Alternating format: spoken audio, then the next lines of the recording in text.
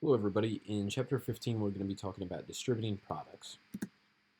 In this chapter we're going to be talking about the emergence of marketing intermediaries, the utilities created by intermediaries, wholesale intermediaries, retail intermediaries, online retailing and other non-store retailing, building cooperation and channel systems, and then logistics, so getting goods to consumers efficiently. So starting out, we have marketing intermediaries, which are organizations that assist in moving goods and services producers to businesses, so B2B, and from businesses to consumers, which is B2C. They are called intermediaries because then they're in the middle of a series of firms that distribute those goods. So, think about anybody who's in logistics, such as, railroads, trucking lines, anything along those lines that are moving a lot of products. So distribution warehouses such as Amazon fulfillment centers store goods until they are needed. What are the benefits of having food, furniture, clothing, and other needed goods close at hand? Amazon has tons of warehouses throughout the United States where they're just kind of able to pull from those warehouses at any time. Some of the things that kind of have to watch out for, especially something along the lines of like food, to where if it is like a perishable item, to where you kind of have to watch like the dates on those, and then you have to throw them out. So you definitely want to carry a lot of those. We learned about like just in time, handling in previous chapters. So you want to make sure that you have a good supply chain set up for those situations. Channel of distribution, that's going to be a whole set of marketing intermediaries that join together to transport and store goods in their path from producers to consumers. And then we've got types of marketing intermediaries. So this is going to be the agents and the brokers. So marketing intermediaries who bring buyers and sellers together and assist in negotiation and exchange, but do not take title to the goods. Wholesaler, marketing intermediary that sells to other organizations, and then a retailer, an organization that sells to ultimate consumers. So, if you look at something kind of like a Costco or like a Sam's Club, they kind of bypass one of these by not necessarily being a retailer but being a wholesaler. That's why you can get things like in bulk, but you do have to buy like subscriptions or plans, to shop there instead of actually going to like a retailer to buy it from them. So here's a couple of the channels for consumer goods. So you've got this first one over here to the left, where it's from the manufacturer straight to the consumer. This channel is used by craftspeople and small farmers. Things like farmers market. Local places like that. The next one, so going from a manufacturer to a retailer, then to the consumer. This channel is used for cars, furniture, and clothing. The next one you've got from a manufacturer, wholesaler to a retailer to consumer. This channel is the most common channel for consumer goods such as groceries, drugs, and cosmetics. And then this last one here is going from a farmer to a broker to a wholesaler to a retailer to the consumer. So this is common channel for food items such as produce. So when you think about like all these channels that goes through it, it's changing hands a lot. A lot of quality control goes into that, but then there's also a lot of money that goes into that as well. Whereas if you go to the first one, from a manufacturer straight to the consumer, you can probably get some of those organic items a little bit cheaper just by going to a farmer's market than you would if you went, to a grocery store, to where it goes from a farmer to a broker to a wholesaler to a retailer to the consumer at that point, just because there are so many changing hands in those situations. So why marketing needs intermediaries? Intermediaries perform marketing tasks faster and cheaper than most manufacturers could provide them. Intermediaries make the exchange process easier and more efficient and profitable for everybody involved. So the value versus the cost of intermediaries. So 3 key facts about marketing intermediaries. So marketing intermediaries can be eliminated, but their activities cannot. Intermediaries perform marketing functions faster and cheaper than other organizations can. And then marketing intermediaries cost to products, but these costs are generally offset by the values that they provide. So a utility, the want, satisfying ability, or value that organizations add to goods and services when the products are made more useful or accessible to consumers than they were before. So 6 types of utilities. You've got form, time, place, possession, information, and service. A form utility provide form utility by changing raw materials into useful products. Example is this: Starbucks makes coffee the way customers want it. You've got a time utility, adding value to products by making them available when they're needed. So some grocery stores are open 24 hours. Same with like fast food restaurants that are open 24 hours a day. Just like this example here. So think of how many stores provide time utility by making goods and services available to you 24 hours a day, 7 days a week. Can you see some time utility offers added value? So I mean, we think across it, fast food is probably the one thing that's open 24 hours a day, 365 days a year, along the lines of going to like Walmart, some of the grocery stores, kind of the same thing. Those are very like convenient type of factors that go into play there, to where if somebody might need to wake up on Christmas morning. Maybe they forgot to get something on their initial grocery run, and that's why they have to go to the grocery store at that time. Same way for like fast food. If somebody's working the night shift and they can't go someplace else to eat, sometimes they can go through like a fast food place if they don't feel like going home and cooking after a long shift at their job. Place utility, so adding value to products by having them where people want them. Example, 7-Eleven stores are found easy to reach locations. We don't have 7-Elevens really around here, so I mean think like Casey's General Store or any type of kind of a convenience store or gas stations. Possession utility. This is going to be doing whatever is necessary to transfer ownership from one party to another, including provided credit, delivery, installation, guarantees, and follow-up service. Example of that, real estate broker and a savings and loan office provide possession utility. So they're going to be doing a lot of the work kind of behind closed doors for you, just to make sure everything goes as smoothly as possible for you. Information utility, adding value to products by opening two-way flows of information between marketing participants. Examples of this would be newspapers, salespeople, libraries, websites, all acts as intermediaries on that. Service utility, adding value by providing fast, friendly service during and after the sale by teaching customers how to best use the products over time. So something like that would be the Apple Genius Bar. Helps during and after the purchase. If you do have any sort of question, like with an Apple product or really any product whatsoever, most of these places now you can go online. They'll have online chat rooms that you can talk to different people. You can call in pretty much 24/7 and talk to them, about how to use different products. So service utility, service after the sale is one of the contributing factors to Apple's success. Customers can call to make an appointment with an Apple Genius who will help them learn how to use their computers, iPhones, or iPads. How does this service add value to Apple's products? I mean, for me, it adds value just because I know if I do have an issue, I can either call Apple or I can go to like an Apple store and they'll be able to help me kind of figure it out and work my way through it. Some of the other brands out there, maybe like let's take HP for example. I don't know necessarily how good their customer service is. If I call HP in the middle of the night, are they going to be able to help me figure it out? And then the great thing about Apple is just like their online forums are really great because so many people have a lot of the same issues to where you can kind of go into there and go to the frequently asked questions, kind of figure it out on your own, and then that way if you're not able to talk to somebody, you can at least go to those FAQs and kind of figure it out on your own.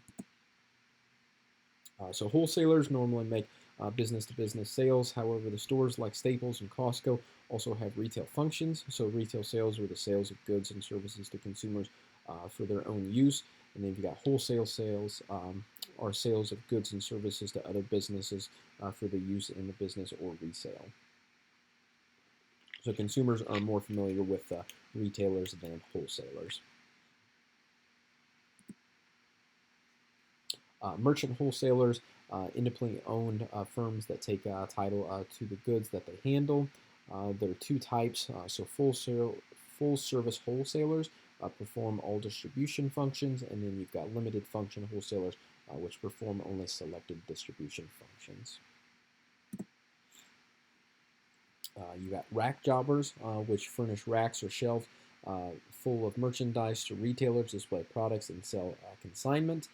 You got cash and carry wholesalers, serve mostly smaller retailers with a limited assortment of products, and then drop shippers, which solicit orders from retailers and other wholesalers and have the merchandise shipped directly from the producer to the buyer. Agents and brokers. So agents generally maintain long-term relationship with clients they represent. So manufacturers agents represent several manufacturers in a specific territory, whereas sales agents represent a single client in a larger territory. Brokers usually represent clients on a temporary basis.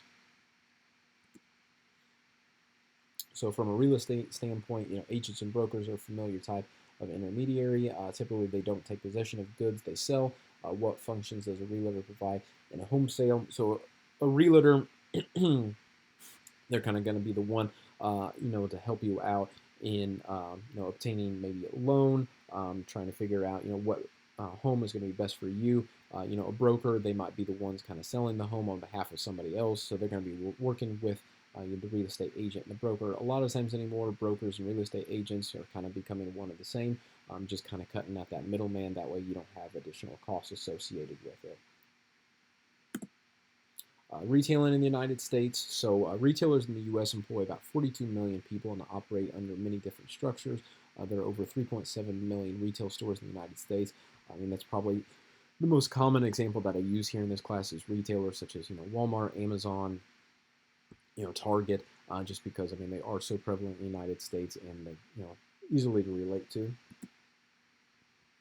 For distribution strategy for the retailers, you have intensive distribution, which puts products into as many retail outlets as possible.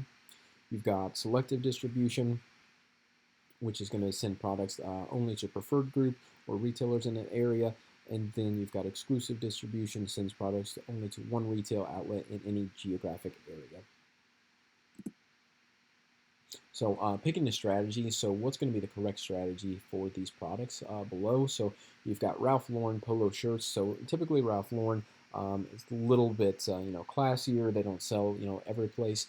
So I'm going to go with probably selective on that one, to where they're only sending products to a group of retailers in a select area. Diet Pepsi, you can get Diet Pepsi anywhere, so that's probably going to be intensive. To the Rolls Royce, you can hardly find Rolls Royce anywhere except for richer areas such as like a Chicago and New York. So I'm going to go with exclusive on that one. Callaway golf clubs, you can go to quite a few places to get those, such as golf course, golf discount stores, Dick's Sporting Goods. You can even get them online at various different places, but you're not going to be able to go into Walmart and get those. That is somewhat of a specialty product, so selective distribution on that one. Snicker candy bars along with Diet Pepsi, those are pretty much everywhere, so those would be intensive. And then Steinway pianos, those are very high class pianos, to where it would probably be a little bit of a mix between exclusive and selective, just kind of depending on your area. Small town isn't going to have a piano store, but here in Springfield, we might have one to where they might cover a couple Steinways, but for the most part, if you go to a richer, bigger area such as like a Chicago or St. Louis, they're going to have those Steinway pianos, so that would be more of an exclusive distribution. You got online retailing, so that's just the selling of goods and services to ultimate customers over the internet, something that we're all very familiar with. Social commerce, form of electronic commerce that involves using social media, online media that supports social interaction, and users' contributions to assist in the online buying and selling of products and services. You also have telemarketing, the sales of goods and services by telephone. I think telemarketing is slowly dying, just because we do have so many robocalls out there these days, where a lot of people just aren't picking up the phone as much as they used to and buying anything over the telephone. Vending machines, kiosks, carts, and pop-ups. You've got vending machine dispenses convenience goods when the consumer just deposits sufficient money. Think candy bars, soda pop, a couple different things like that.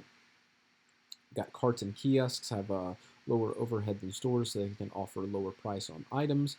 And then pop-ups are temporary outlets that remain open for a short amount of time in small spaces. So pop-up shops seems like, around Halloween time, there's tons of like Halloween store that pops up. Same way with like Christmas time, there's different types of like Christmas decoration stores. Those are very kind of like seasonal type of pop-ups.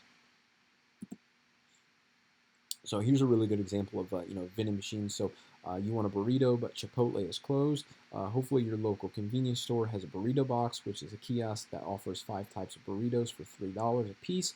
Once the customer makes a selection, the box entertains him or her with a music video or for the minute so it takes to heat up the burrito. Can you think of any other hot foods that could be sold from a vending machine? Probably the most typical one that might come to mind would be like coffee vending machines. Pretty much every break room in America has some sort of like coffee vending machine. Vending machines are becoming a little more sophisticated than what they used to be and offering a wider variety of products. But at the same time, if I had the choice between a vending machine burrito or a Chipotle burrito, I'm still going to go to Chipotle, even if it means I have to wait a little bit longer, just for the simple fact that they use fresh ingredients. It's made right in front of me for the burrito box. I don't know kind of what went in there. I don't know what's going on behind the scenes. And it's just the fact that you're getting a burrito from a vending machine that just kind of scares me a little bit. Direct selling, so that's going to be the selling to consumers in their homes or where they work. Multi-level marketing, so that's going to be used as a salesperson who works as an independent contractor. And then you've got direct marketing, any activity that directly links manufacturers or intermediaries with the ultimate consumer. So the 4 systems of channel relationships, you've got your corporate distribution system, contractual distribution system, administered distribution, and then supply chains. So for corporate distribution, this is going to be a distribution system in which all the organizations in the channel of distribution are owned by one firm. Think Sherwin-Williams. You can go to Sherwin-Williams, you're going to get Sherwin-Williams paint, and you're just going to deal with them directly. Contractual distribution system. So this is a distribution system in which members are bound to corporate or cooperate through contractual agreements. So forms of contractual systems. So franchise systems such as Baskin Robbins, McDonald's. Wholesale sponsored chains such as IGA, Ace Hardware. Retail cooperatives such as Associated Grocers. So if you are living in a small town here in Springfield, we do have a few Ace Hardwares. We don't have any IGAs, but here in Lincoln, Illinois, we do have an IGA, and you'll typically see like IGAs in like smaller towns, across the country. So they are kind of like, a name brand, but at the same time, it's kind of like that hometown type of feel that has to it. And then we've got administered distribution systems. So this is going to be a distribution system in which producers manage all the marketing functions at the retail level. So examples of that would be Kraft and Scott's. And then we have supply chains here. So supply chain is the sequence of linked activities that must be performed by various organizations to move goods from the source of raw materials to ultimate consumers. We've kind of touched that on that past with just supply chain management and operations management. And then the supply chain management, that's just going to be the process of managing the movement of raw materials, parts, work in progress, finished goods, related information through all the organizations involved in the supply chain, managing the return of goods if necessary, and recycling materials when appropriate.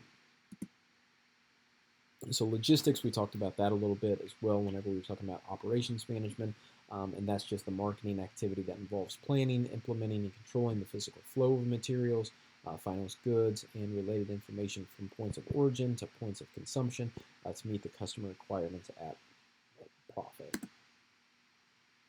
You've got inbound logistics. This is going to be the area of logistics that involves bringing raw materials, packaging, and other goods and services and information from suppliers to producers.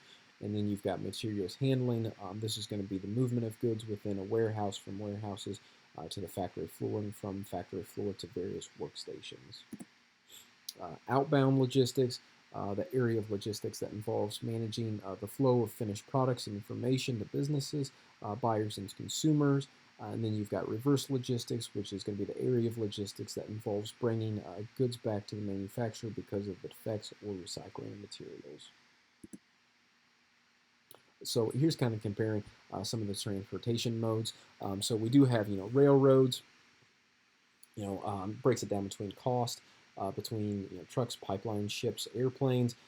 Obviously, airplanes is going to be the highest one there. The lowest one is going to be pipelines. You've got speed involved, on-time dependability, product shipments, and then reach. I mean, overall, I feel like railroads are still one of the most common ones. Behind right there with it is going to be trucks, and then ships are going to be kind of in airplanes especially going to be kind of a lesser thing that we typically use. So railroads carry over a third of all goods shipped within the United States and are expected to remain dominant transportation mode. What are some of the advantages of shipping by the rail, both large and small producers? So I think with railroads, I mean, railroads have been around for a very long time. It's kind of a tried and true method that they can use. The great thing about railroads as well is they don't get hung up by weather a whole lot. I mean, it seems like whether it's cold or hot, no matter what, the railroad is always going to be running. The difficult part about the railroad is just I do have one friend who works for the railroad, and he says the railroad kind of owns your life. So if you are working for the railroad, a lot of times the job can be very demanding. But from a shipping standpoint, that's kind of what you want on their end, to where they're always going to be working towards providing the best service possible for you. So logistics specialists, we have a freight forwarder. This is going to be an organization that puts many small shipments together to create a single large shipment that can be transported cost effectively to the final destination. And then you have an intermodal shipping, and this is going to be the use of multiple modes of transportation to complete a single long distance movement of freight. For intermodal shipping, think planes, trains, and automobiles, where it might take multiple type of steps to get to the finish line. So how do you move heavy raw materials like timber from one country to another? Trains and trucking companies bring the logs to a dock where huge cranes lift them into the hold of a ship. Once it has arrived, the ship must unload the logs transported to a processing plant. Why is managing the logistics process a key to survival in some of these industries? I think I'd mentioned it before. So I have a friend who works for Growmark in Bloomington in their logistics department. And just managing the logistics can be very important, especially for the survival of things like logging, agriculture, just to make sure that things are getting to different parts of the world within short amount of time. Just because if they're not getting there in the shortest amount of time, then people are going to look elsewhere to get those products. So a lot of these industries, such as agriculture, such as logging, they do rely on worldwide sales, and logistics is extremely important into getting those products spread throughout the world, just because it is going to be up to their livelihood.